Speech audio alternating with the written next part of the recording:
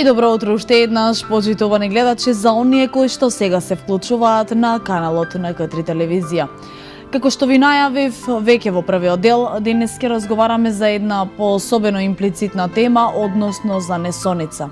Овој проблем од секогаш постоел и се уште постои. Се почесто се обраќаат луѓето кај своите лекари и бараат помош. Порано можеби луѓето не обранувале толкаво внимание на тоа и го сметале за минлив проблем. Зошто се појавува? Како најчесто се појавува? Кога се појавува? Вообичаено несоницата кај жените особено се јавува во ПМС или пак во периодот кога се во депресија. Необично дали се работи за мажите или за жените, сите патат од овој тип на проблем. По конкретни информации и детали за тоа зошто се појавува несоницата, дали е добро доколку се појавува, колку време треба да трае, колку е почелно да трае и како се лекува, ќе разговараме со мојата денешна гостинка, господја Сашка Денковска-Петковска, магистар по фармација од Кајзер аптеките. Добре ни дојдовте. Добро утро, добро ве најдов. И ова утро, како што веќе најавив, би сакала да позборуваме на оваа тема. Ајде да слушнеме од вас како од едно стручно, компетентно лице, што представува несоница. Па така, значи луѓето функционираат во еден природен циклус кој се повторува приближно на секои 24 часа. Во тој циклус секоја возрастна личност спие од 6 до 8 часа. Меѓутоа, во случај на пореметување може да дојде поради одредени причини може да дојде до тој циклус да се наруши. Обично еден од тројца луѓе патат од несоница и тоа се претежно жените кои што имаат поголема несоница, ќе кажеме подоцна поради зошто е тоа така. Од кој, односно едноставно од кои причини? Бидејќи обележјата на спиењето се менуваат во текот на годините, повеќето дали патат постарите лица или помладите? Секако дека постарите лица поради тој циклус, значи од процесот на раѓање, значи бебињата спијат најмногу, дури до 18 часа, секако со менување на тој циклус, постарите лица се жалат почесто на несоница. Дали би можеле некако да ја класифицираме несоницата, за да го доближиме некако одблиску овој проблем на нашите гледачи? Па така, има повеќе класификации, меѓутоа најприфатлива е класификација направена за несоница, значи тоа е менливата несоница.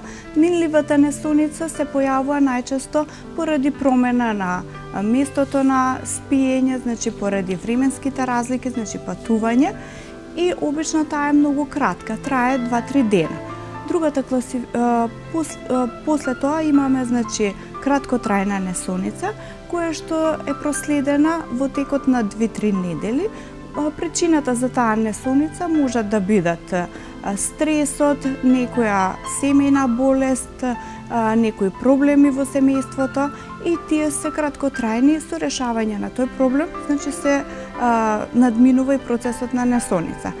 Додека најтешкиот е хроничната несоница, каде што причините може да бидат повеќе, може да биде некоја повреда, значи хронична болка, депресијата исто така е доста причина за несоница, анксиозност, шизофренија и други психијатриски пореметувања може да бидат причина за хронична несоница. Исто така жените во менопауза поради појава на топли бранови се јавува будење во текот на ноќта. Диабетесот, значи шеќерната болест, исто така може да влие на несоница. Хипогликемијата исто така може да доведе до будење во текот на ноќта. Исто така во хроничната несоница причини можат да бидат и појавата на некои други болести, како што се срцевите болести, бубрежните, белодробните заболувања, сите тие можат да влијат на несоница. Така. Веќе, значи, хроничната несоница, додека ја класифициравме и разговаравме за неа, установивме дека се работи за едно посериозно нарушување кое што предизвикува потешки последици за жал. Дали би можела некако да се лекува несоницата? Што препорачувате? Каде се обраќаат најчесто луѓето? Што би требало да прават? Па ние како што кажавме, значи минливата несоница се лекува најбрзо. Краткотрајната несоница исто така може да се лекува со некои природни препарати за спиење, додека хроничната несоница пациентот секако мора да се обрати кај својот лекар, да поразговара, да видат дали причините за несоница се од телесни причини или пак ќе мора да го упати матичниот лекар на психијатар, психолог, каде што ќе направат подетална анализа, значи ќе се види причината за постоењето на таа долготрајна несоница, која што нели може да има дури и имунолошки последици, значи долготрајното неспиење го намалува и процесот на создавање на антитела во организмот и со тоа одбранбената способност на човечкото тело се намалува и пациентот станува многу подлежен на други болести. Така. Значи, доколку несоницата трае еден подолг временски период, препорачувате навремено да се отиде на лекар за да се спречат сите овие болести кои што последователно се случуваат натаму, од кои што ги одвоивме, особено депресијата, анксиозноста и шизофренијата, кои што за жал земаат голем замав, иако современата медицина напредува. Токму така. Конвенционалниот начин на лекување, тука, значи, овој начин на лекување најчесто употребувани лекови, значи се групата на лекови наречени хипнотици. Тука оваа група на лекови ги опфаќа симптомите, значи не се опфатени причините, туку само симптомите на несоница. Најупотребувани се бензодиазепините, кои што имаат многу брзо дејство на апсорбција, дури половина час после оралната примена. Меѓутоа, незината елиминација е многу подолга, може да трае дури до 100 часа. Имаме тука друга поделба, значи бензодиазепините со кратко, со средно, со долго дејство. Исто така сакам да нагласам дека овие лекови мора да се само препишани или препорачани од стручно лице. Исто така за оваа група на лекови е битно дека не треба да се конзумираат со алкохол или со антихистаминици, некои лекови за воспаленија, бидејќи може да дадат многу седативен ефект. Несакани последици од оваа група на лекови е тоа што често предизвикуваат и дневна поспаност. Тие даваат чувство на сон, на длабок сон, меѓутоа отредента даваат и чувство на поспаност. Поради таквиот ефект не треба да се употребуваат често и не повеќе од неколку седмици, бидејќи предизвикуваат и чувство на зависност. Во ред, сега вака едно прашање од еден друг аспект. Дали честопати се случува кај вас да дојдат и да бараат на своја иницијатива пациентите, потрошувачите, значи лекови за депресија, за анксиозност, нешто што сметаат тие самите дека би им ја ублажило несоницата? Така, се случува да побараат некој таков лек, меѓутоа има и природни препарати кои што во својот состав не предизвикуваат зависност. Така, но сепак, значи, тие лекови не ги издавате без рецепт. Важно е тоа да го нагласиме. Тие лекови според законот во Република Македонија не смеат да се издадат без лекарски рецепт. Така, и во тој случај, веројатно им препорачувате алтернативен начин. Алтернативниот начин на лекување, за кој што ќе зборуваме сега малку, го дава речиси истиот ефект во тој некој минлив процес на несоница. Така. Што најчесто земаат? Можете ли да ни кажете која билка, кој чај, нешто да ни потенцирате што делотворно делува на несоницата? Така, во алтернативниот начин на лекување, значи може да ни помогнат покрај лековитите билки, каде што може да се напиеме топол чај од валеријана, матучина, пасифлора, камилица, или па да направиме некоја бања со овие етерни масла, кои што ќе ни помогнат за релаксација и за мирен сон. Исто така, има препарати кои што во својот состав содржат мелатонин. Значи, тоа е хормонот што се лачи од хипофизата во мозокот и предизвикува чувство на поспаност. Исто така, топло млеко пред спиење содржи аминокиселина триптофан, која што ќе ни помогне за добар сон. Исто така и физичката активност е доста битна во текот на денот. Вежбање 20 до 30 минути, 2-3 пати во неделата ќе ни створи чувство да имаме помирен сон. Друго, исто така, масажите за релаксација ќе ни помогнат да спиеме подобро.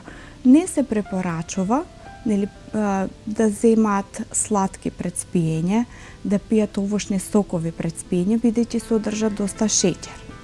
Така, тоа може да го одложи процесот на спиење. Така. Општо познато е дека феноменот на будност и сон активно го одржуваат неколку делови од мозокот. Како се дели сонот? Вие стручно, кажете ни го тоа. Па сонот може да се подели, обично го делиме во две фази.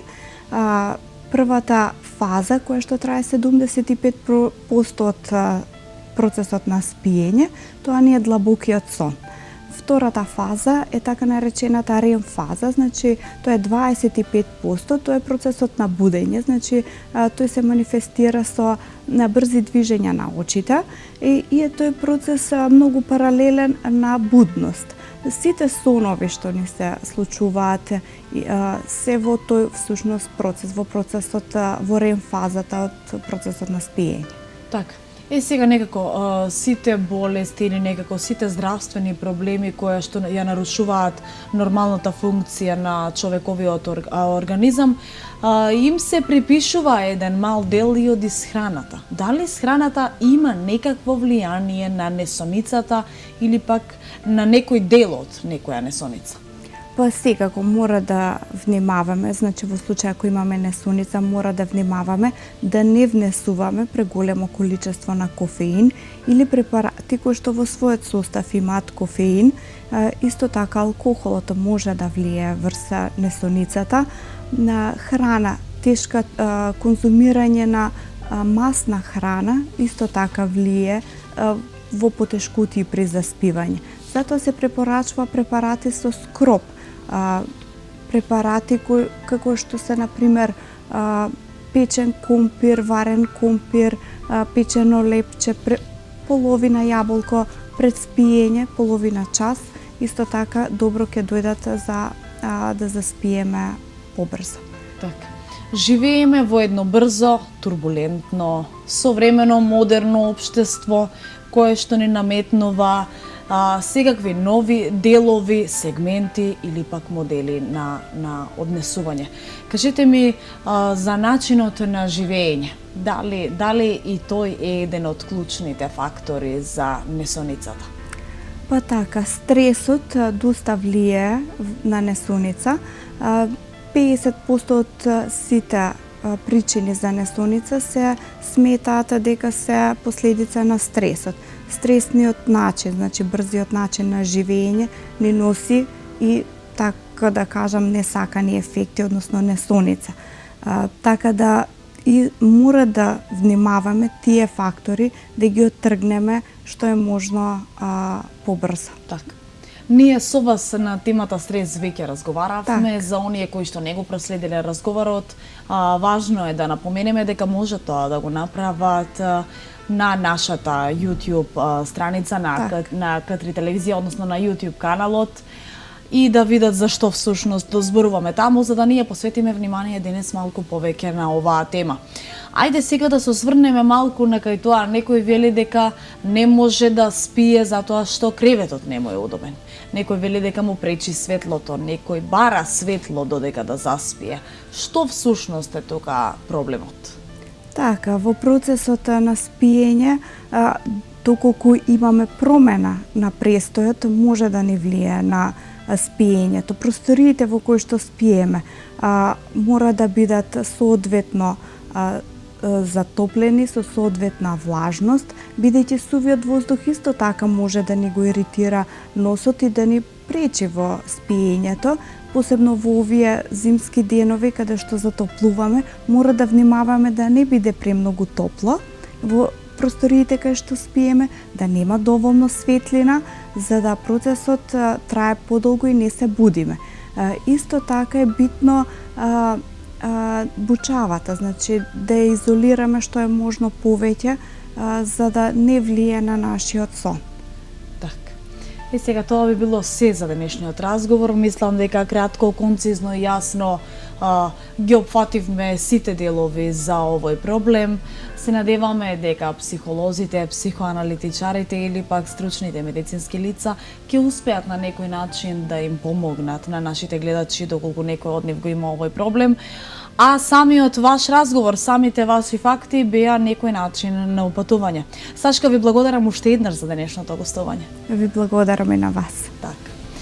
Драги гледачи, што да ви кажам друго, освен тоа да останете со каналот на К3 телевизија, да денешниот ден си го посветите самите себе си, да имате убав нов ден и следете не утре во истиот термин.